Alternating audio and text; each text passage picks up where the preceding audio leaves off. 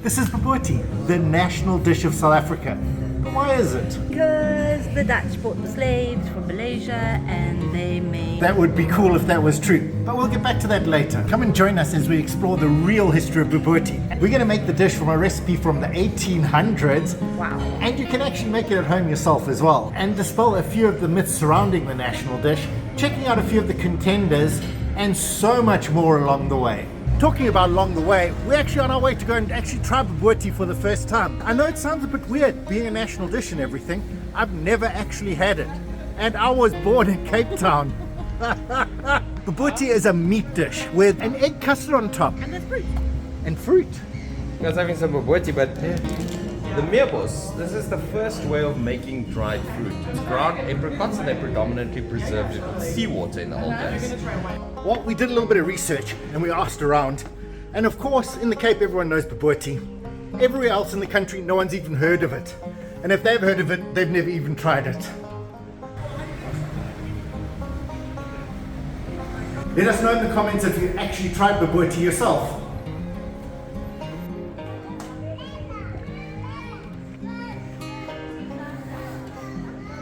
So, where does Bobotie actually come from? I mean, originally, like. Interestingly, you can actually trace a recipe of this nature all the way back to ancient Roman times. Really? Roman times? Yeah, it's called like patina ex lacte or something. Patina ex lacte. Doesn't patina mean like pate and latte is like coffee? Yeah, milk. Milk. So as you can clearly see behind me is the cobblestones that the Romans built when they came here in, when was it, Rick? No, I'm kidding, of course the Romans weren't here, but they did make Roman-like roads. The ancient Roman dish called paternostra et latte, something like that, was actually a dish that was lots of meats and fish and vegetables and pine nuts, as well as a tree gum that was sort of fruity, I think. Like onion. Like onion, yeah. And then they would pour the egg wash on top. So, And bake it. So a very similar idea. Also served at the table with a, well, we don't know. So this Roman dish, it went out all over Europe. They changed a little bit, like somewhere in the north they had put walnuts in instead of pine nuts. Basically it was still with the egg, and everyone in Europe was making it.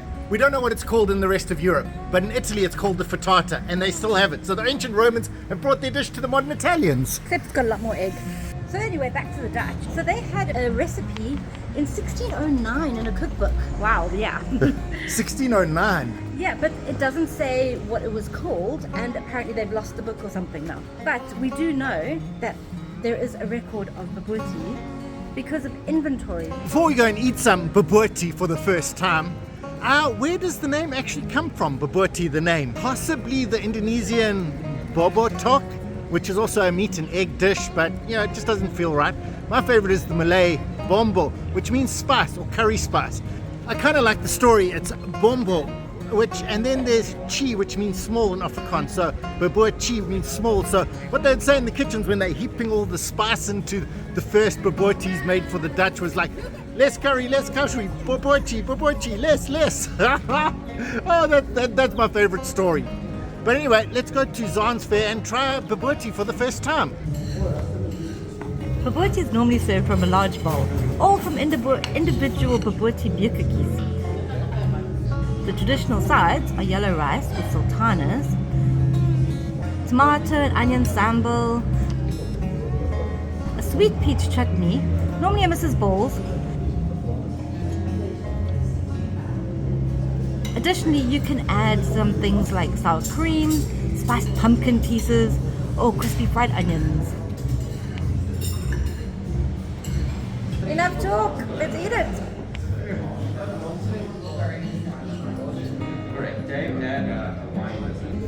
It's pretty nice.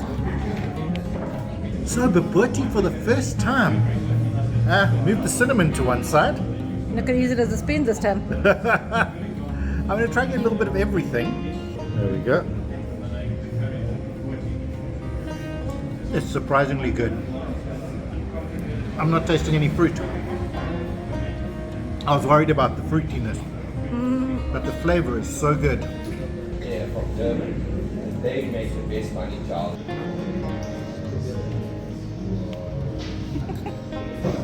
Can't keep the egg with the... Oh wow, that was a great meal, worthy of being the national dish. Only, it isn't. Yeah. South Africa doesn't actually have a national dish. I know we like to say it's Bobotie, but that's actually an American invention. So yeah, the Americans, someone decided to put in the cookbook ages ago of dishes from a country, and they called it South Africa's national dish, Bobotie, but it actually isn't. We've had no referendum. We have made no decisions. I don't think the Americans should get a chance just because they have a cookbook to choose what our national dish is. I think we should have a referendum. And let's start by putting in the comments what you think the national dish should be, even if it is Bobotie. Yeah, because we do have 11 national languages, 3 of capital cities, so Why we can't- should have multiple national dishes. Yes, we should have more than one. And maybe we should have regional national dishes, provincial dishes, and then an overall one. Seasonal. The company gardens are actually very instrumental in the story of Bobotie because the Cape was designed as a stop-off point, a rest stop for ships and everything, which is why they needed to bring the slaves to come and work in the households. So the slaves mostly were employed in the kitchens and in these gardens, and they would have been having to make the Bobotie, whatever it was called back then, and they would have probably found it quite bland, so they would have introduced all their own spicing and things. These gardens would have actually been filled with functional plants. We're actually going through the herb garden at the moment, which is actually functional. And we this got is the bay tree. So we've got a bay tree behind us, which is also an important dish. But the one thing they don't have at the moment is apricot trees. And you can't tell the story of Bobotie without apricot trees because they used to fill the gardens and produce so much fruit. One thing that is really, really important in Malay cooking is actually the use of tamarind. They put it in almost anything. But what they didn't have here in the company gardens is actually tamarind. It wouldn't grow here. What they did have was apricot, and that gives you the tart, sweet sourness like tamarind does. So they would have just substituted the tamarind with the readily available apricots. But they don't last long. A couple of days and they're done. So they would dry them out, squish them, and the seeds would pop out, add some seawater to actually salt them. Yeah, because they couldn't preserve with sugar. And that's what they would use to put into the actual mince. There are a few varieties of Bobotie out there in the world. There were a group of Afrikaners that actually went to Argentina in the early 1900s and started putting Bobotie in a pumpkin and actually baking it in the pumpkin, can you believe? Wow. Bobotie is evolving quite a lot. There's people making spring rolls Bobotie vegan. and lasagnas as well as pies. And also I know someone who made a Bobotie salad. Well, I did make a taco from it, so it is going in all sorts of weird directions, including a flavored peanut and raisin, which is pretty cool. I haven't found potato chips yet, but I am still looking. Also, in the south of France, someone actually won a Michelin star for making a Bobotie, high-end like. So that's pretty awesome. A lot of people do love Bobotie, and it has actually spread out into Africa. So there are places in Kenya where you can actually get it. And believe it or not, Disney. Boma at Disney, the African section, actually you can buy Bobotie. How awesome is that? So Bobotie is spreading out all over the world. But what exactly does it taste like? Well, it's almost impossible to describe because there is nothing, absolutely nothing in the world like it. So you would have to actually make it yourself, which I'll show you how to do, a quick and easy recipe. You'll be able to make it at home. Or go get one at one of these great restaurants here in Cape Town. Or maybe a moussaka, shepherd's pie. Throw some curry powder. Chuck some curry powder in. Yeah, just take some mince, put some curry powder, some raisins. You're going to get close. Egg wash on top. But I'll show you how to make a proper one.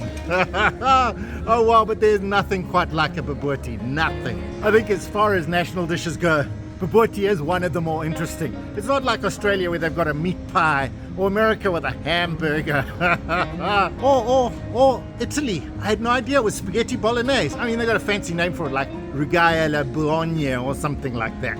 But it's just spaghetti bolognese. Although New Zealand does have quite an interesting one. It's a pavlova, and its story is almost as good as the Bobotie story. Yeah, Bobotie is pretty cool. But what other worthy contenders do we have? So, who are the contenders for the national dish? Maybe shizinyama with pap and sauce. What about Nelson Mandela's favorite dish, sampan stew? Then there's the classic, fish and slap chips. And of course, what everyone thinks it is, Bobotie. Did I miss out Poiki? I'm guessing I missed out a lot of things. Let's go have a laugh at people trying to pronounce Bobotie. Bobotie. God, I love to say that. Bobotie. Bubble tea. Bobotie. Babootie? Bobotie? This is Bobotie. Oh wow, have you guys been laughing at me this whole time on my pronunciation of Bobotie? Anyway, let's go cooking. Really small frying pan. I've got to put my butter in, but I'm going to do it in a pot. Now, the thing does say if you want to use margarine, make sure it's legal. Apparently margarine was illegal at some point. Onions. Add carefully. I think these are sauteed. The original recipe calls for cooked meat, but the more modern one says raw. I'm a little bit scared of that. Yeah, I think it should all be cooked first and then put in the dish, but okay. The bit I'm actually not looking forward to, squeezing out the bread. So cut the crusts off some stale bread.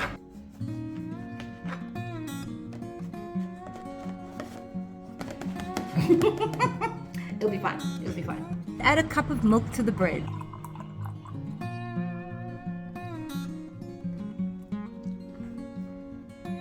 This feels so wrong. It really does? I mean, like, ew. Oh, it's so soggy. Oh yes, boarding school bread pudding dreams. Oh man. And how squeezy outy do you do it? I don't know, I think that's okay. Okay, and then add it in and mix up. Oh, this is weird. This is just too weird. It's wrong. It feels wrong, Rick. I'm not sure about this anymore. In for a penny. And for a pound, apricots?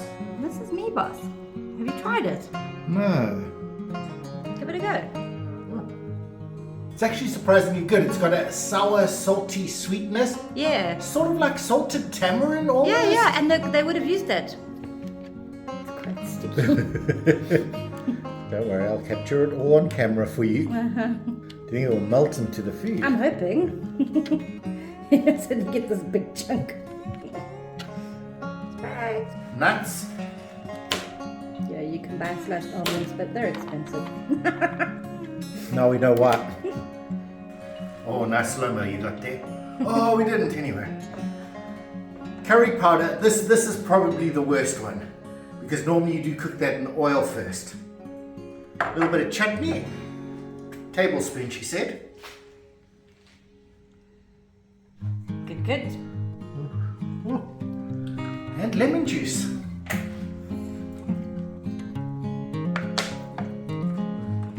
And now we mix it up. Ah, get your hands in.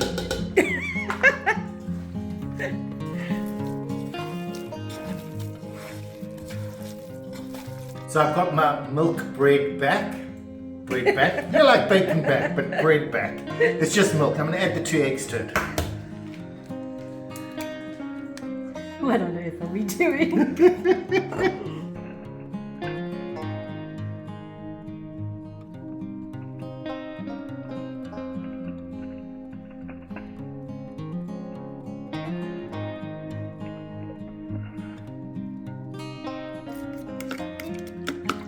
The final 2 ingredients are salt and pepper. Another point we're really not sure on. Adding half of this to that. Just do it. Just do it. A little less than half. Little less than half. Oh God. It actually looks like custard. Not gonna use the hands anymore. This is my Bobotie bekeki. Our very fancy crockery. I know it's a big pan and bekeki means something small, but I think that's the traditional Indian way of doing it. Yes, an individual cup. Yeah. So we're just going to do it in this one. And yeah, push it in, see what happens. It looks okay. Yeah. It actually looks quite nice. If you didn't know that was meat, you'd think it was like rhubarb. No. We are putting custard on it, so it's pretty cool. Actually well chuffed. I think it's great. Things we do for food. Awesome. I'm going to say it's a meat pie, but take your meat pie, Bobotie base, and put it in the oven, 350 Fahrenheit, probably 180. Well, while that's cooking in the oven, let's get onto the yellow rice. So for our yellow rice, we've got rice, of course, some turmeric, butter, sugar, some raisins, and we like to put some chicken stock. Add a cup of rice to the bowl and then add 2 cups of water. Add a tablespoon of turmeric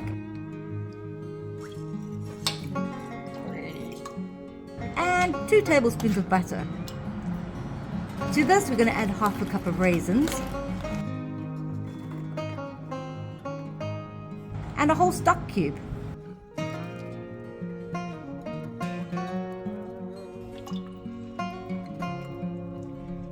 And it wouldn't be one of our videos without forgetting an ingredient. Add some cinnamon.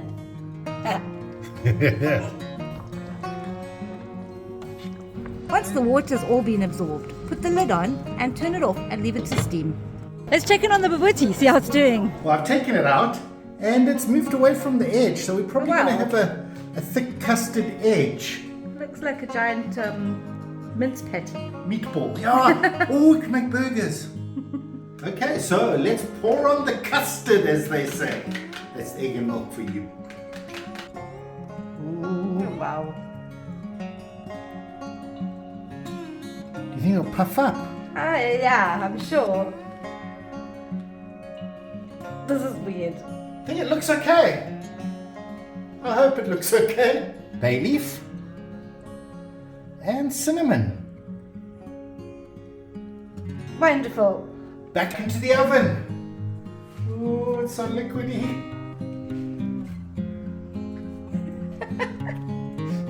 Oh my word. If this works, I will be so amazed. The leaf has escaped.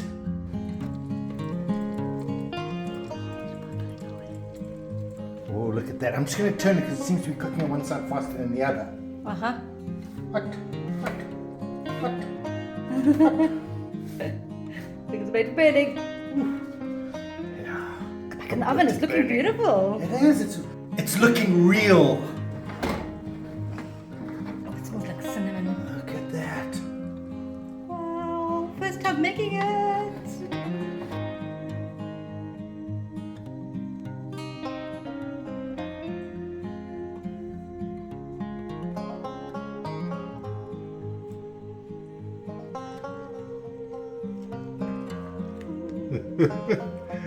Did it do the right thing? Oh,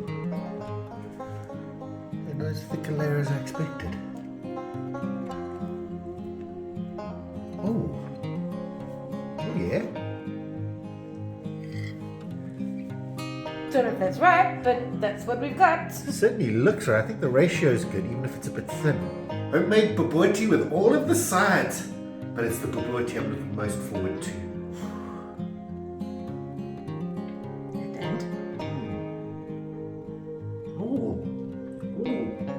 Wow, that is actually pretty awesome. The flavors all really work together and I didn't expect that. And there's a little bit of spiciness, which is kind of awesome. So for a dish from the 1800s, it's probably changed. I don't know how you guys make it, but let us know in the comments how we did. Yeah, was it okay? Yellow rice and all, it tastes alright. Oh wow, bobotie, a worthy contender for national dish. Well anyway everyone, thanks for watching. See you again next time. Don't forget to subscribe.